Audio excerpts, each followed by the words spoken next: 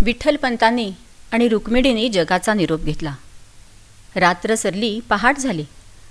आईच्या सडासंमार्जनाचा, बाबांचा भूपाळी आणि स्तोत्र म्हटल्याचा काहीच कसा आवाज येत नाही हे लक्षात येऊन निवृत्ती उठला. पाठोपाठ ज्ञानदेवही. सगळीकडे शोध घेतल्यावर दोघाही सुज्ञ मुलांच्या सारी परिस्थिती लक्षात आली. कारण ब्रह्मवृंदाचा निर्णय त्यांनाही माहीत होता ना. जरा वेळाने आई आई ग म्हणत जागा झालेल्या सोपान आणि मुक्तेला त्यांनी गोंजारलं. त्यांचे अश्रू पुसले आणि आता त्यांचं जीवन पुन्हा सुरू झालं. अनाथ, पोरकं, पण जिद्दी आणि प्रेमळ. आपल्या सुज्ञ भावंडांना निवृत्तीनाथांनी मार्गदर्शन केलं. ते म्हणतात, माता पिता बंधू जीवीचा जिव्हाळा, माता पिता बंधू जीवीचा जिव्हाळा, तू एक गोपाळा विश्वपाळा.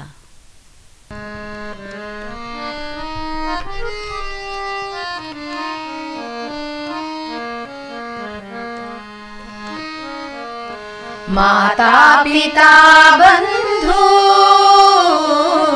जीवीचा जिव्हाळा, माता पिता बंधू जीवीचा जिव्हाळा, तू एक गोपाळा विश्वपाळा, विश्वपाळा, विश्वपाळा. माता पिता बंधू जीवीचा जिव्हाळा.